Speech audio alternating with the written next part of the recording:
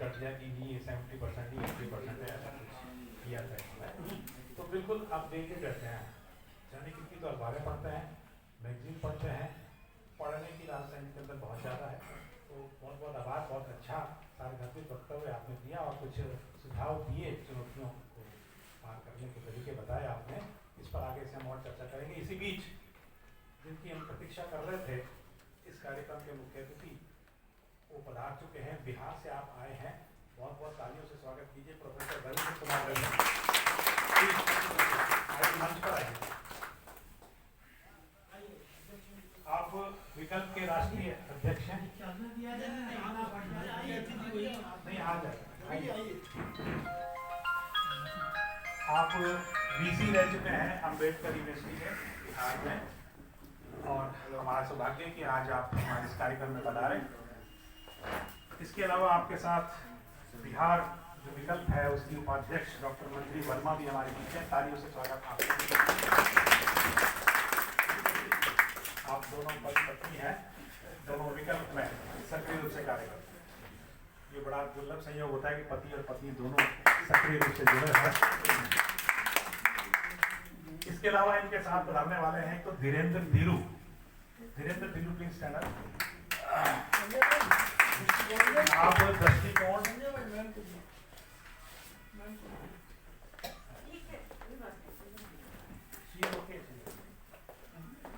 धीरेन्द्र धीरू एक पत्रिका निकलती है दृष्टिकोण, उसके आप संपादक हैं, युवा संपादक। इनका भी कार्य करने के लिए और दो जने और हैं, एक जो ये गायक और अभिनेता हैं, जन जागृति फैलाने की दृष्टि से आप दोनों अभिनय भी करते हैं, गीत भी गाते हैं। एक है नारायण कुमार और पूजा कुमारी।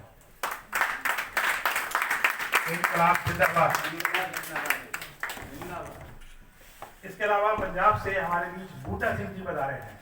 आप भी विकल्प में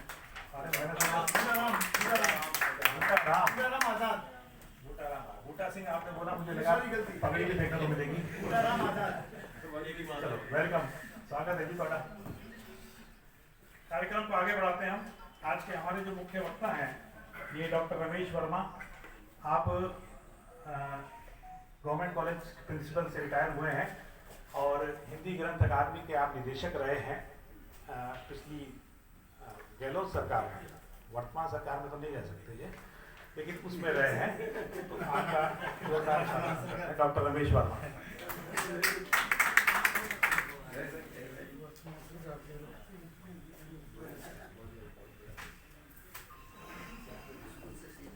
परम सम्मानित मंच और मंच के समक्ष विराजमान सभी साथियों, लाल सलाम। विकल्प द्वारा आयोजित लेखक संस्कृति कर्मी संभागीय सम्मेलन राजस्थान जो कोटा में आयोजित होने जा रहा है, उसके द्वितीय सत्र के लिए मुझे जो विषय दिया गया है वो फांसीवाद दौर में सृजनात्मक प्रतिरोध के तरीके क्या हो सकते हैं, वो टूल्स कौन से हो सकते हैं जिनसे हम उन चीज़ों को, उन बातों को, उन मसलों को समस्या मान रहे हैं, जो वो बातें, वो मसले जो हमारे देश के लिए संकट खड़ा कर रहे हैं, उसको हम कैसे समझें और उनको निदान करने के लिए किस प्रकार के टूल्स का उपयोग किया जा सकता है। मैं अपनी बात शुरू करने के साथ साथ दो तीन चीज़ें याद करते हुए आपको बतलाना चाहूँगा कि जाक देरिडा, फुकुयामा, जैक एंडरसन, इन्होंने 2000 और 1990 से 2000 के बीच में कुछ एक पुस्तकें लिखी। उन पुस्तकों का मौजू था, विषय था इतिहास का अंत, सभ्यताओं का अंत और संस्कृतियों का अंत। क्लैशेस बिटवीन सिविलाइजेशंस, सभ्यताओं का टकराव। अब फिर मैं आपको कह रहा हूँ, उन किताबों के टाइटल देखिए आप, इतिहास का अंत, संस्कृतियों का अंत, संस्कृतियों का आपसी टकराव। और आज के दौर में वैश्विक स्तर पर जिस तरीके की घटनाएं घटित हो रही हैं भारत सहित, उनका आप विश्लेषण करें, देखें, तो पाएंगे कि वो लोग, वो लेखक जो पश्चिमी देशों में बैठे हुए थे, लेकिन कितने दूरदर्शी होंगे, उनकी फोरसाइट कितनी शार्प होगी कि उनके जेहन में, उनके चिंतन में भारत भी रहा होगा। जब वो संस्कृतियों का टकराव लिख रहे थे, जिसे आज हम हमारे यहाँ घटित सांस्कृतिक टकराव के रूप में क्या नहीं देख रहे, वो कहते हैं कि इतिहास खत्म हो गया है, सभ्यताएं नष्ट होती जा रही हैं। उनकी बात में दम था। निश्चित रूप से संस्कृतियां मर रही हैं। कोई कुछ भी सांस्कृतिक रूप से अपने आप को वैभवशाली क्यों न सिद्ध कर रहा हो। मैं अपने पर लेते हुए अगर आपको ये कहूं कि मैं भारतीय होने के नाते ये कहते हुए नहीं थकता हूं कि भारतीय संस्कृति, हमारी संस्कृति, हमारा वैभव, हमारी महानता, जब इस तरीके की शब्दावली का किसी भी देश में निवास कर रहा व्यक्ति प्रयोग करता है, तो वो इस बात के नॉस्टैल्जिया में जी रहा होता है कि हमारे यहाँ जैसा वैभवशाली रहा है वैसा दुनिया में कहीं भी दूसरी जगह नहीं है। यानी कि स्वघोषित हम विश्वगुरु बन जाते हैं, स्वघोषित हम शंकराचार्य बन जाते हैं। कोई हमें विश्वगुरु होने का सर्टिफिकेट कहीं से नहीं दे रहा है। दे रहा हो तो आप बतला दीजिए।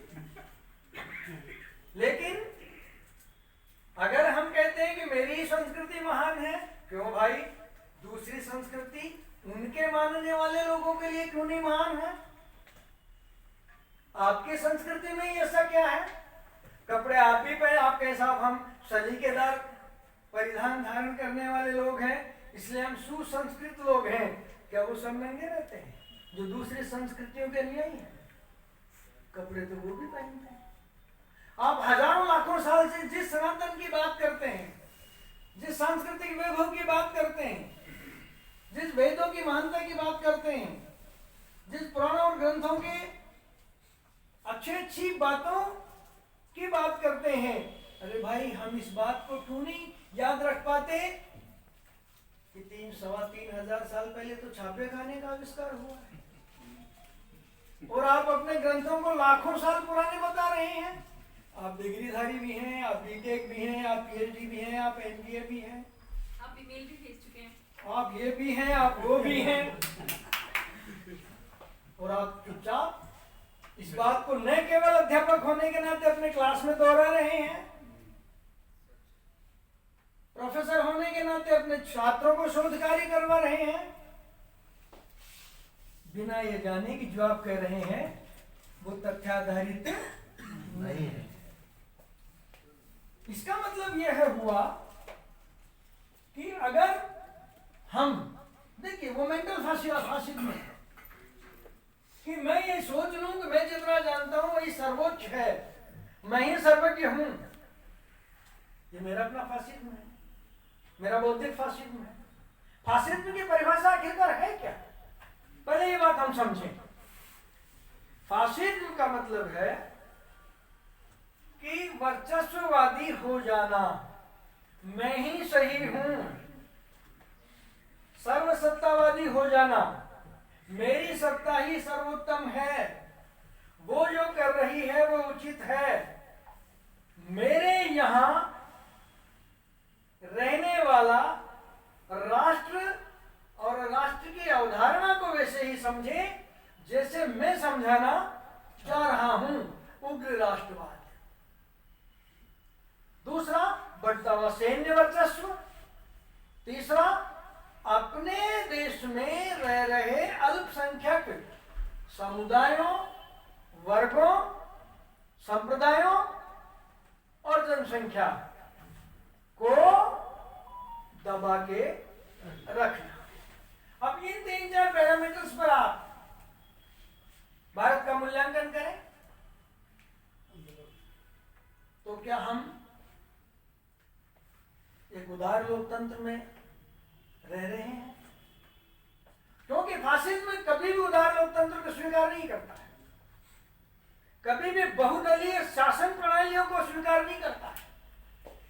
तभी हमारे देखिए हमारे आध्यात्मिक पुरुष जो अलौकिक होने का दावा करते हैं वो ये कहते हैं कि फला पार्टी का नामो निशान मिट जाएगा, यानी कि एक ही पार्टी का दलीय शासन हो। इसके पीछे की अवधारणा क्या है कि विमत होना ही नहीं चाहिए। अब विमत कब होता है? जब हमारा दिमाग चैतन्य हो। इग्निटेड माइंड वाला व्यक्ति चैतन्य मस्तिष्क को धारण करता है, जो कब कैसे कहां ये सवाल पूछता है।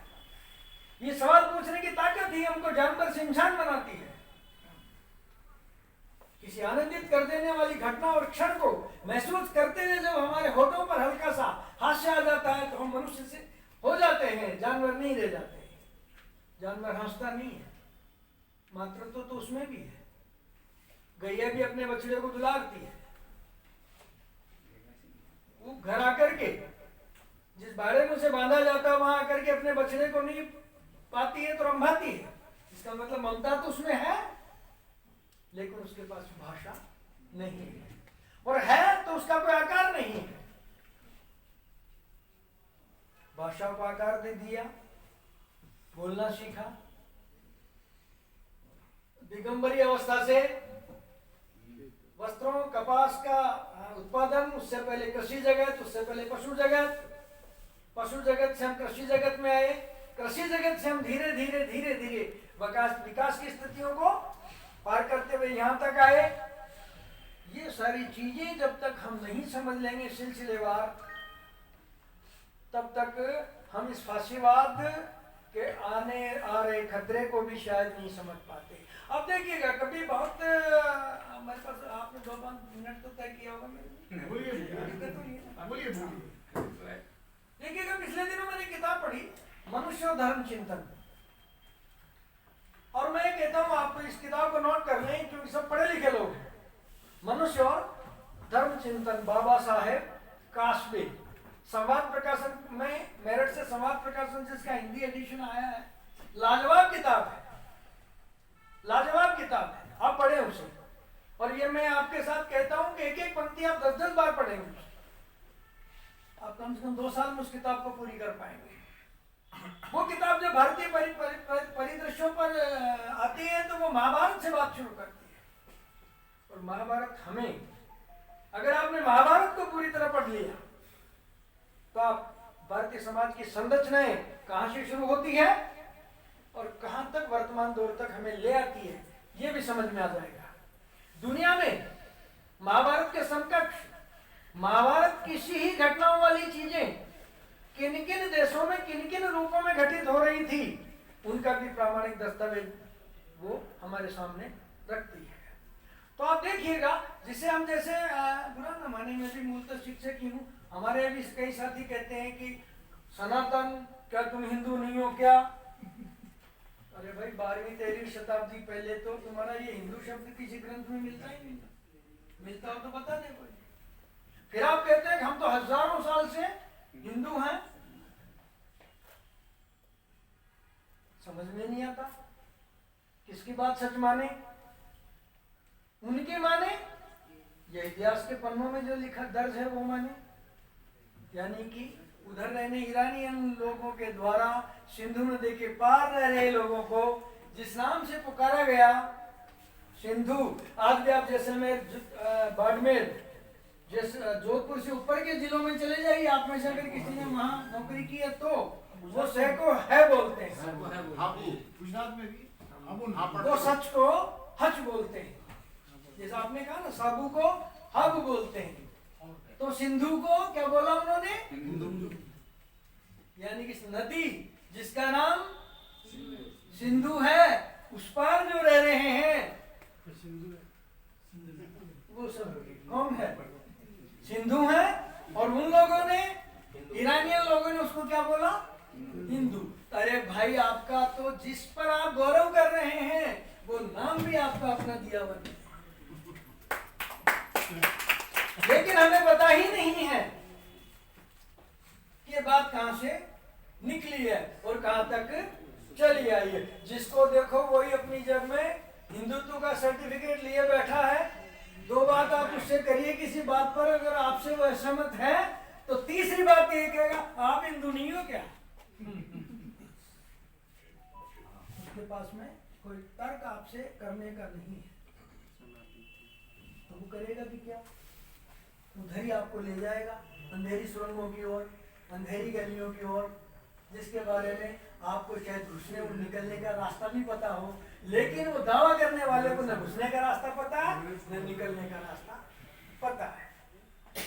पिछले दिनों में ट्रेन में ही कोटा आ रहा था, एक युवकों की टीम, कहीं जो ये नए नए लड़के बीटेक और IITians हुए तो बड़े डोरे वोरे उन्होंने लपेट रखे अपने और तिलक विलक लगा रखे और बड़ी बात है हिंदू और सनातन और हम जाने क्या क्या करते हुए आ रहे।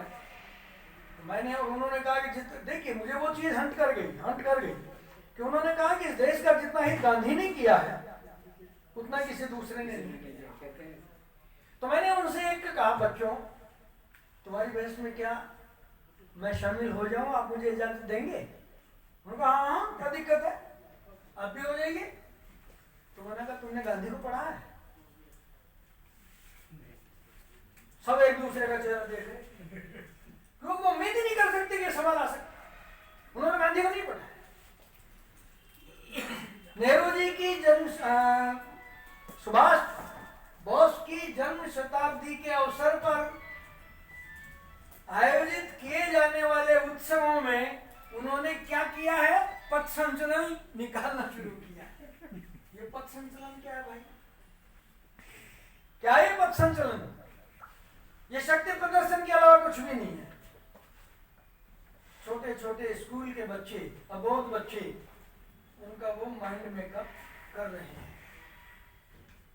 आप देखिए सरदार वल्लभ भाई पटेल जिन्होंने एक फासिस्ट विचारधारा पर बैन लगाया, आश्चर्य की बात है कि जिन पर बैन लगाया वो ही उन्हें अपना पितृपुरुष स्वीकार करने को तैयार है। जिनके अपने कोई पिता नहीं होते हैं वो पिताओं की तलाश इसी तरह किया करते हैं। लेकिन देखिए इसका दूसरी चीज देखिए, अब मैं आऊंगा धीरे धीरे दूसरी किताब पर। एक अमेरिकन सोशियो इकोनॉमिस्ट हुए हैं M.I. शिलर,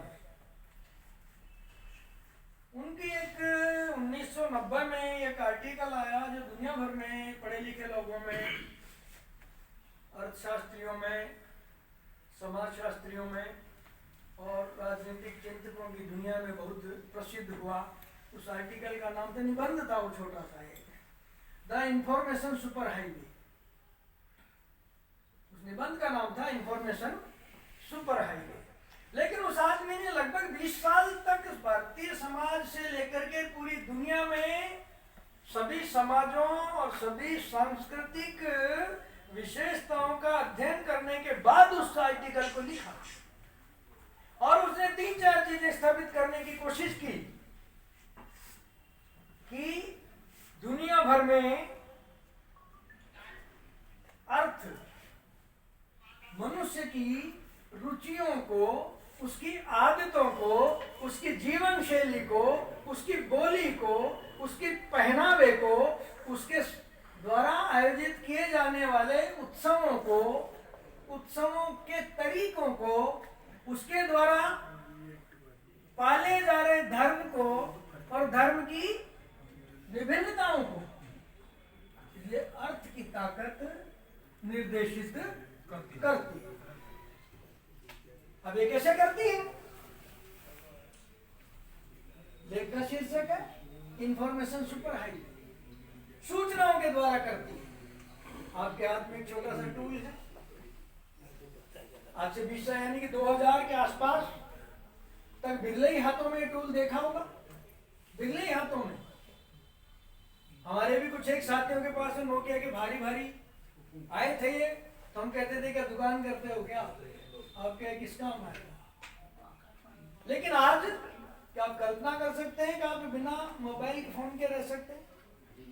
आप रह लेंगे, आपका बच्चा खाना नहीं खाएगा। अतुल जी, आपका पोता अगर घर में है तो खाना भी तब खाता है जब उसको आप मोबाइल खोल के देते। और मैं गलत कह रहा हूँ, आप बताएं। पहले ये खोलो तो खाना खाओ। अब उसके माध्यम से the information super highway, mister Schiller कहते हैं कि हर घर में रहने वाले लोगों के मन में इंफॉर्मेशन ठूसी जा रही है, पहुंचाई जा रहा, शब्द काम में नहीं ले रहा हूं मैं, ठूसी जा रही है। आप चाहें तो भी और नहीं चाहे तो भी। आपकी बगल की सीट पे कोई महिला बैठी है, बिल्कुल वो भी यूं अंगुलियां, उसका पति बगल में बैठा है, बच्चा बगल में बैठा है, ना उसका बच्चे में ध्यान है ना पति में ध्यान है, उसकी अंगुलियां। इसका मतलब वो क्या खोज रही है उसको खुद को भी पता नहीं, लेकिन वो एक ऐसी अंतहीन और अज्ञात खोज की ओर पीछे भागी जा रही है। उसके लिए वो 600, 700, 800 रुपया महीना पति की कमाई में से सब्जी कम कर लेगी, दूध कम कर लेगी, अपने सौंदर्य प्रसाधनों के खर्च पर किए जाने वाले खर्च को कम कर लेगी, लेकिन वो करे जा रही है और एक ऐसी अंधी दौड़ का हिस्सा बन गई है जो उसे कहीं भी नहीं ले जाती। सड़क की शुरुआत हो सकती है, सड़कें आपको बहुत जगह ले जाने वाली होते हुए भी कहीं भी नहीं ले जाने वाली होती है। अब आप देखिए, आप कहते हैं कि भाई ये पूंजी जो है इसे वो इंफॉर्मेशन सुपर हाईवे में आवारा पूंजी के नाम से लिखते हैं। ये आवारा पूंजी है। आवारा तो वो होता है जिसका कोई ठिकाना नहीं होता। आज यहाँ कर्मा, जैसे हमसे कोई पूछे कि तुम्हारा बेटा कहाँ गया, और अगर हमारा बेटा और होगा तो हम क्या कहेंगे? हमारी अपनी हाड़ोती की भाषा में कठई रो तो फिर रही हो, यही कहेंगे ना, हाड़ोती में शायद यही कहेंगे। तो ये निरुद्देश्य भटकने वाली वह पूंजी है जिसका कोई ठिकाना नहीं है, लेकिन उसका लक्ष्य है, उसका लक्ष्य है अपने धारकों और अपने मालिकों का नित्य रोज उनकी मुद्रा का, उनकी ताकत का, उनके बल का, उनके अधिकार का, उनके वर्चस्व का वर्धन करना। उस पूंजी को आप कभी मियांमार में देखेंगे, जब तक पता लगेगा कि मियांमार के इंडियन खातों में अतुल जी की पूंजी है, तब तक वो पता लगा, जांच होगी तो स्विट्जरलैंड ट्रांसफर हो गई। स्विट्जरलैंड में अगर आप करेंगे तो सूरीनाम में ट्रांसफर हो गई, सूरीनाम में पता लगाएंगे तो अमेरिका के किसी बैंक, फेडरल बैंक में वो चली गई, यानी कि उसका कोई निश्चित ठिकाना नहीं है। अब ये पूंजी क्या करती है? ये आवारा पूंजी है। ये आवारा पूंजी अपने शिकार की तलाश करती है और उसका अल्टीमेट शिकार है आम जन। उसको कैसे खोखला किया जाए आर्थिक रूप से, तो वो आपको कहेंगे, देखिए, महिलाओं को कहेंगे कि इस सूट में आप ऐश्वर्या राय लग रही हैं। अब भले वो सूट और आपका रंग, तालमेल, ऊंचाई कुछ भी नहीं है, लेकिन ऐश्वर्या राय का शब्द उसी पूंजी का कमाल है, उसी पूंजी ने ऐश्वर्या राय को गढ़ा है। इसलिए हर महिला चाहती है कि उस सूट को ही पहने जो ऐश्वर्या राय ने भी कभी पहना। दिमागी गुलाम उस पूंजी का कमाल। उस पूंजी का कमाल देखिए, बड़े बड़े देवालय, एक राम दशरथ का बेटा, दूजा घट घट में है बैठा, तीजे राम का सकल पसारा, चौथा सबसे न्यारा। उस राम को जिसका सकल पसारा है, बयाना के पास के एक पर्वत से अवैधानिक रूप से खोदकर अयोध्या भेजे गए पत्थरों को राजस्थान के कारीगरों द्वारा तलाश कर एक मूर्ति में बदल कर ताले में बंद कर मारा। तो उसका सकल पसारा कहाँ हुआ? फिर देखिए वहां जो छोटे छोटे दुकानदार गलियों में व्यापार करके अपनी रोजी रोटी कमा रहे थे, उसी पूंजी ने खेल किया कि कॉरिडोर बनाने के नाम पर उन बस्तियों को उजाड़ा, दुकानों को तोड़ा, लोग बेरोजगार हुए, नए बड़े बड़े मॉल बने, ऑक्शन हुए और किसी गरीब को कोई मिला मौका? किसको मिलेगा वो मॉल? उसी पूंजी के किसी दूसरे धारक। तो पूंजी का कमाल देखिए। तो ये पूंजी, अब ये पूंजी के संजय भाई हैं, पत्रकार हैं, बहुत लिखते हैं पूंजीवाद के विरोध में, बहुत लिखते हैं अतुल भाई कविताएं पूंजीवाद के विरोध में, बड़े साम्यवादी समाजवादी बनते हैं। तो एक पुरस्कार दिया जाए 3 लाख रुपए का कविता, ये कविता अतुल भाई की भी बहुत पसंद है। अर्थों में एक मानपत्र के साथ सम्मान से सम्मानित करते हैं। समझिए अतुल जी की धार कुंद पूंजी का हुआ ना कमाल, हुआ पूंजी का कमाल। अब देख लिया जिस वेनेजुएला की भाई बात कर रहे थे, देख लिया कि दुनिया में सबसे ज्यादा तेल वेनेजुएला में। शर्त ये होगी जनाब, तेल आपका, कंपनी हमारी। इराक का क्या हाल हुआ? इराक में क्या हथियार मिले? कहां चले गए? ये वो आवारा पूंजी है जो इन डोमिनेंट जो पॉलिटिशियंस हैं, जो भी क्रिएटेड बाई आवारा पूंजी। अब बॉम्बे चले जाइए, गुड़गांव में पिछले दिन एक ट्रंप टावर बना है जिसके डेड उनके फ्लैट की कीमत 3.5 करोड़ रुपए कम से कम। उसी पूंजी का कमाल है, उसी पूंजी का हथियार है ट्रंप के हाथ में। अभी पिछले दिनों में आपने अखबार पढ़ा तो उन्होंने साहब कहा, मैं तो रियल एस्टेट डेवलपर हूं, जहां भी जमीन खाली पड़ी है देखता हूं, उम्मीद करता हूं और डेवलप करके मुनाफा। तो ये किस पूंजी का कमाल है? उसी पूंजी का। आप और हमारे कोरोना के नाम पर से इंजेक्शन लगाए, एक नहीं, 2 नहीं, 3 लगा मारे। जैसे ईंटें जोड़ने के लिए सीमेंट खोला, पानी में मिलाया, ईंट के लगाया, रखा, अब आप पक्की ईंट हो गई हो। हमारे इंजेक्शन लगाया, कह दिया अब आप कोरोना से बच। अब कह रहे हैं कि कोरोना के उन इंजेक्शंस ने थ्रोम्बोसिस को बढ़ाया है, वो भी पूंजी का कमाल है। अब ड्रग कंपनी आपसे दुगना पैसा लेकर के कहेंगी साहब ये आप जो यूनिस्टार लीजिए 75 लीजिए, यूनिस्टार 75 लीजिए ताकि आपका खून पतला बना रहे। तो पूंजी, पूंजी और पूंजी। अकादमियां पूंजी द्वारा संचालित हैं। सिनेमा घर जहां मनोरंजन के नाम पर ले जाकर के युवकों को बंद कर दिया जाता है। कैसा देश है हमारा कि काम करने के समय तो हमारा युवा पिक्चर देखता है। जो क्रिकेट की एबीसीडी नहीं जानते, वो किसी प्लेयर के द्वारा सीमा रेखा तक पहुंचा दी गई बाल पर हो दिन भर वहां बैठ के हो। अरे भैया वो करोड़ों में खरीदे गए, करोड़ों में खरीदे गए प्लेयर हैं। किसने खरीदा है वो? अंबानी जी की टीम ने, शाहरुख भाई की टीम ने। आपका क्या रोल है उसमें? क्रिकेट भी पूंजी, यानी कि खेल भी पूंजी। ऐसी किताबों का खेल है, नोबेल प्राइज देना है। हमारे ट्रंप कहते हैं मैंने युद्ध रुका दिया, नोबेल दो।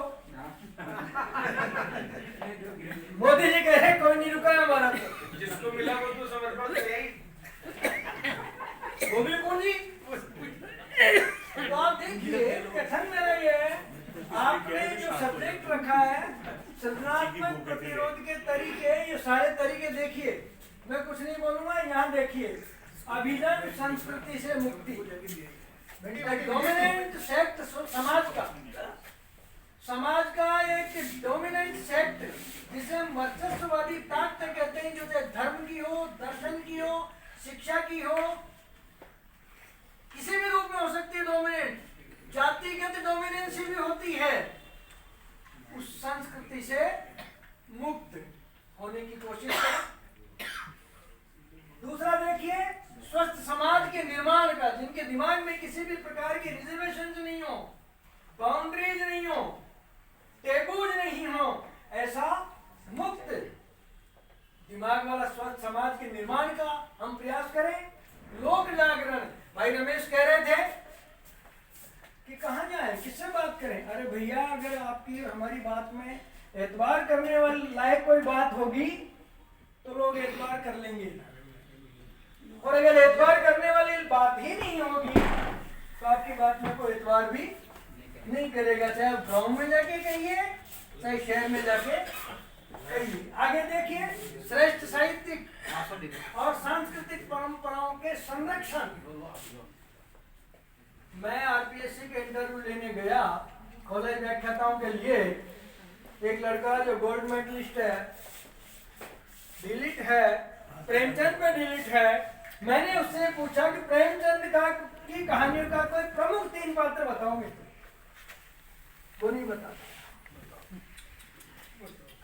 मैंने कहा चलिए कोई बात नहीं, पात्र आपके जहन से निकल गए होंगे, बहुत सारे पात्र हैं, प्रेमचंद तो पात्रों का खजाना है, आप तो कहानियों के नाम बता दिए। वो नहीं बता।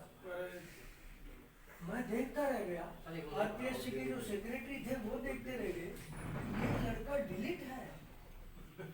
वहां भी पीछे क्या ताकत काम कर रही है? पूंजी। आप कहीं भी मत जाइए, कहीं मत जाइए, जाने की जरूरत ही नहीं है।